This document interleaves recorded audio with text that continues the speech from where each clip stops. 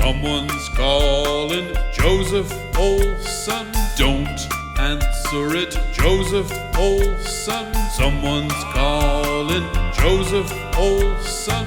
Don't answer it, Joseph Olson. Someone's calling, Joseph Olson.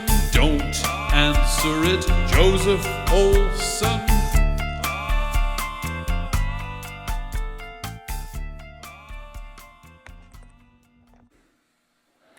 Let's see if I can film this video without dropping these.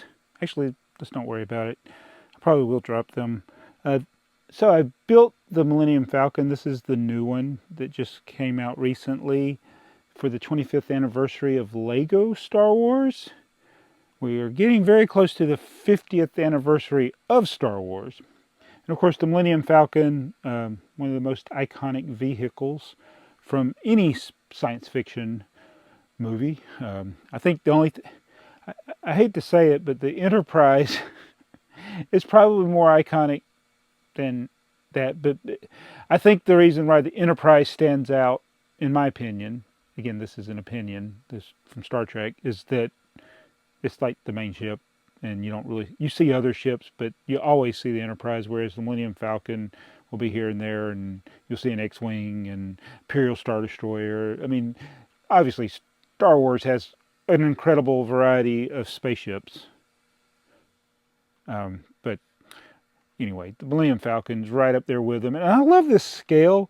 And unfortunately, for whatever reason, Lego decided to go from when they called it Midi scale, or did we call it?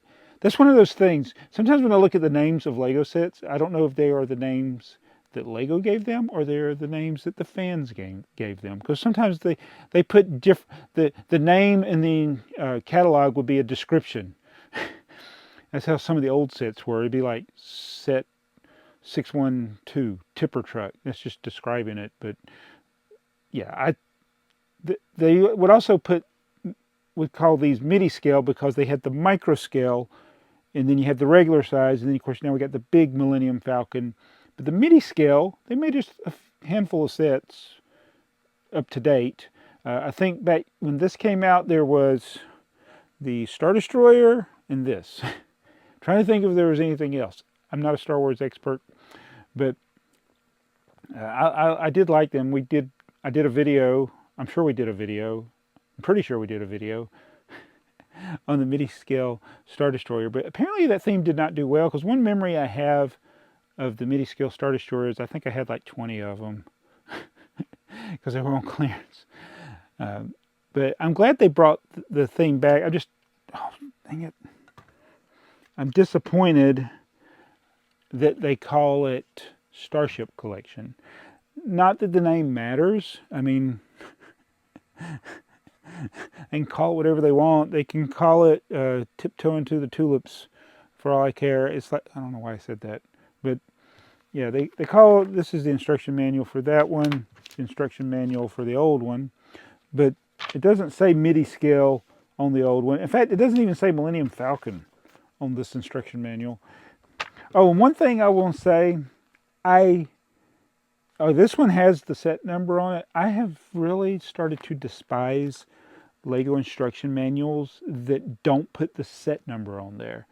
They'll have a clear picture of what the set is, but for ease of cataloging things and listing things to sell, maybe that's why they do it. They don't put the set number on, but this one does. But how do they compare? What are my thoughts? Well, obviously, you get new techniques, new pieces. So the new one's pretty good. The old one's good for the time. I like them both. But this one's better. It's got a bigger butt than the new one. It's a little bigger footprint. The old one, I mean, is smaller than the new one. I probably said all this wrong. This is not a review. This is just my thoughts. And I like the Midi scale. In fact, I've been thinking of, this is what I should display. And I probably should take some of the big UCS ones and just take them apart and put them somewhere because they take up so much space. But the Midi scale or Starship Collection, which, what if it's not a starship and you make it in a similar smaller build, but not micro build. I don't know what they're going to do.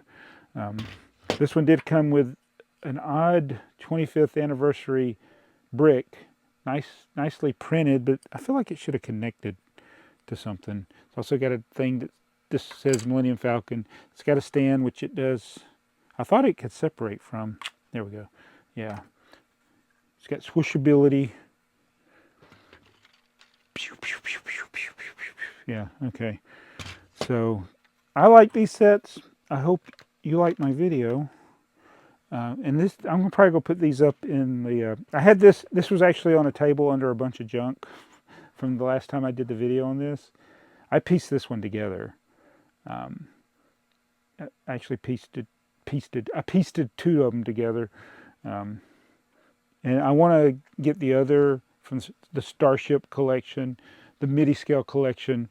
I need the Nebulon B, and I don't know. I don't want to pay the going rate for it right now, and to piece it together, it's going to have some of the. It's going to be just as expensive, I think, and you're going to be missing some of the key things. So, yeah, it's up in the air.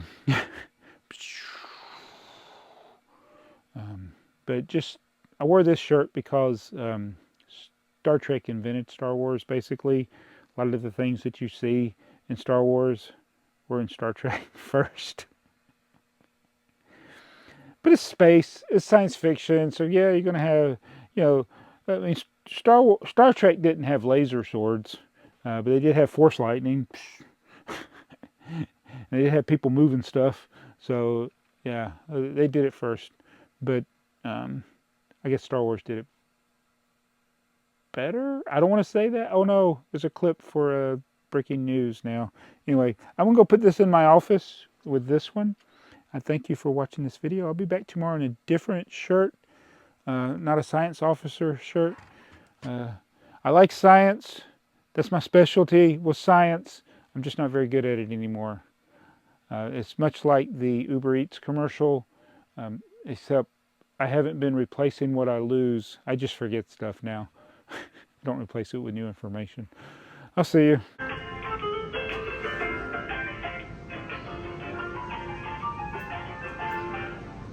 All our agents are busy at the moment. We will transfer you to the next available agent. Please hold the line.